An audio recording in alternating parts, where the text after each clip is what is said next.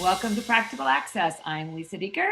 And I'm Rebecca Hines. All right. And Becky, what are we thinking in this second episode of season 2?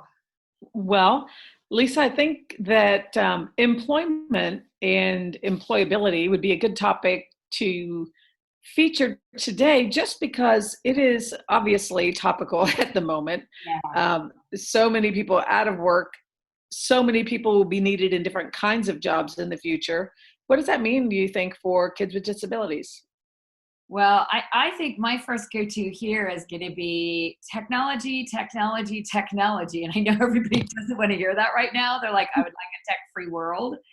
But I believe for employability, students with all disabilities, and by all I do mean all, moderate, mild, severe, whatever you want to call it, learning disability, behavior disorder, Tourette's, autism, we have to do better in access to STEM content at an earlier age. I think oftentimes kids with disabilities get pulled out during the science class or the math class to get literacy skills, and yet this may not be popular, but I think in the next decade, the technology is going to read to you, and the ability to be able to read fluently may not be as critical as comprehending.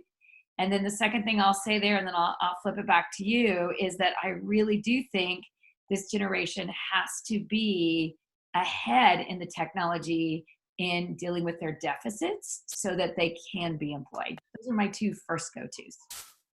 Well, I think those are both good points. And I would say that uh, even just building in a small way on that, if you just think about all of the tools that are in your hand on your cell phone and knowing how to use those, either to play something back so that you can hear it, or so that you can dictate again, instead of having to type something out or write something out yourself. Definitely there's going to continue to be an increasing number of tools available. So absolutely. And even now when kids are home with their families and trying to produce work and trying to do things, it's a good time to experiment with some of those things.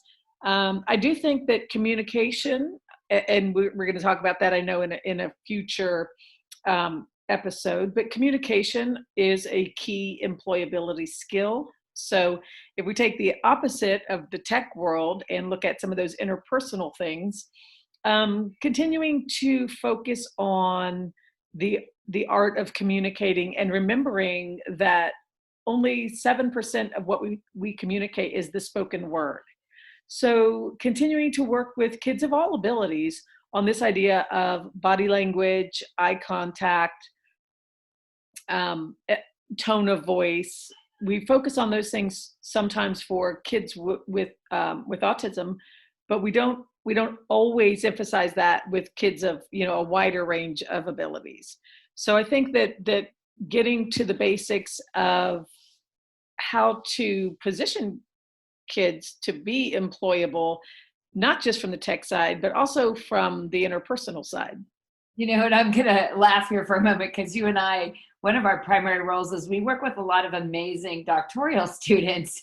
And what is the number one thing you and I are always focused on is their ability to present and their ability to get their message across. And I don't think that's any different whether you have ability or disability, but I think sometimes we have other people speak for students with disabilities or people with disabilities instead of letting them speak for themselves. And I think what we really try to do with our doctoral students is give them a voice, but I think that's really critical for students with disabilities. You know, if I really don't want to be an unstructured person that lives in the back of the van and travels around the world, because you know me well, Becky, that would take me over the edge. So I'm going to go with kind of the employability piece of know thyself. Know if you should be an English teacher versus a math teacher. Know if you're really good at technology. Know that you might have physical limitations. So thinking that you're going to work at a job that requires carrying and lifting might not be reasonable, but maybe you're really, really good behind a desk. Or the flip side, I'll go back to my son, put him behind a desk, life is over. So I think I know myself that I need structure and I need routine. But I think that's different for every person. And I don't think we should assume people with disabilities are any different, but I think employability has to match those strengths and weaknesses no matter who you are. Agreed. And I know that's the focus of a lot of transition planning, is that idea of matching up what our interests are and who we're going to be as employees, employers, et cetera, in the future. The other part of the employability skills that resoundingly come across in business is that idea of problem solving. Mm-hmm. So you mentioned that everybody needs to be aligned with some, something of interest, but also people are looking for those who can solve a problem. And that's also not something we've traditionally done a great job necessarily in schools of instilling in students. And again, you mentioned our doctoral students. I could tell you my undergrads, my graduate students, my doctoral students, they differ widely in how well they can solve a problem and think on their feet. And that's not something that's easy to teach. So we really just have to give kids an opportunity to solve problems, because it does ultimately help make them more employable later. And even if it's not to first get that job, that's how you keep a job. I agree. Yeah. And I laugh because one of the best assets we had in our life is Josh had a life coach. Just an amazing man who volunteered literally to help us through puberty, which is, for those of the parents who are listening, it's just evil. It doesn't matter whether there's ability or disability. It's just evil for all kids to deal with. Yet what I learned from that coach is something that I think so aligns with employability is we got to let kids grow up. I still remember, not wanting my son to get, I'm going to let him drive. He can't even make decisions how to brush his teeth. How could I put him behind the wheel of a car? And he said, but how does he ever grow up if he doesn't get the chance to problem solve and make those mistakes and those decisions? And yes, we did have a minor fender bender. I was right behind him when it happened. But I think that's true for all of us in life. We've made those mistakes and that's how we learn. I think sometimes we try to sweep in and protect kids with disabilities. We got to keep them safe. But keeping them safe versus never letting them fail and solve problems, I think, is one of the most important things for employability. So I agree with you 100% tonight. This is an unusual time in our lives. Well, you mentioned life coach, so I'm going to take it the other direction and just for a moment mention job coaching. Mm-hmm. So I know we have, when it comes to kids with more significant disabilities and intellectual disabilities, and those kids who need a much more specific job training, I'm going to mention a technology strategy for that, because this is something that I have used in a variety of ways myself. But when I was presenting to a group of parents, one of them was telling me how she has done this with her own child. And I was mentioning something similar of how we've done things like this in schools. But it's as simple as having the child have and a parent making a call and watching from somewhere in the store. This woman was giving the example of teaching her son to do an interaction at a grocery store, a young man with autism.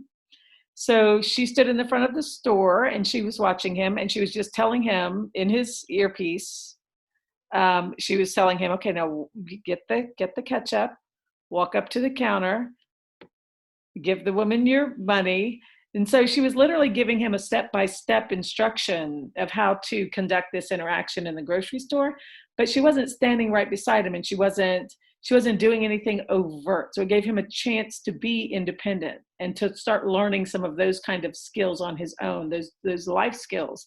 And so we've used the same kind of things in job coaching. So if somebody's working at McDonald's and it's someone who needs just a lot of specific support, now we've got job coaches who are sitting at a booth at McDonald's, and they just look like a guy on his phone at McDonald's while literally saying, okay, be sure you give the guy his change, be sure you do this, be sure you do this. So I think that technology does offer us some ways to shake up even job coaching a little bit, and to make our role as coaches a little bit less visible, and to promote more independence. Yeah, I'm going to give you my last one. I mean, there's so many, but I know this is one you and I both have had a project in partnership with, and I'm a big fan of. is this Think College movement. And I do think it's a new era. I think for parents of students with intellectual disabilities, it's a little bit of a shocking era. 20 years ago, when somebody gave birth to a child that had an intellectual disability, there wasn't a lot of talk about college. And to me, that's kind of one of the core discussions happening in the country. If you haven't been involved in that discussion, we both recommend you go out and look at Think College and think, wow, what are the opportunities? But I think what excites me about Think College, and I'd love to hear what you think there, Becky, is that it's really popping up organically, that there's this whole range of places where you can live in a group home and somebody will take you to class, and you'll have classes that are very to a free-for-all, much like in a beautiful way, that students get to pick and choose what they're taking, just like any college student. They get to live in the dorm and make mistakes.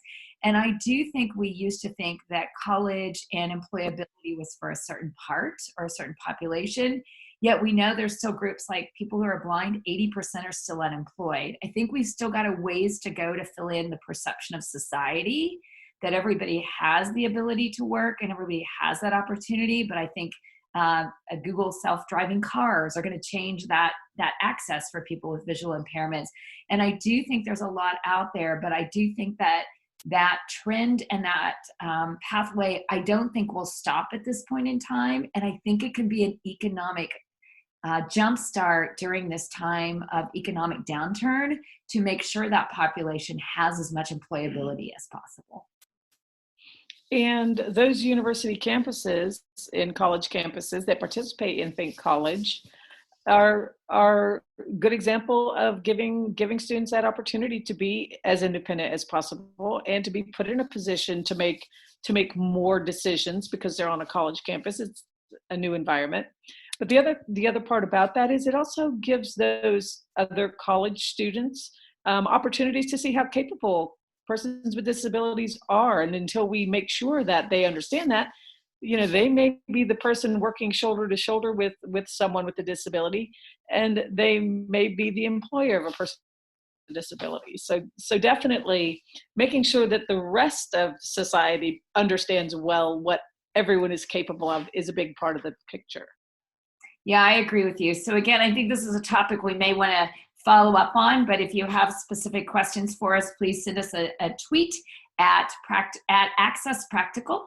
And we look forward to taking your questions on this summer piece, really focused on social emotional learning, soft skills, and just being a human on this planet. Thanks for joining us.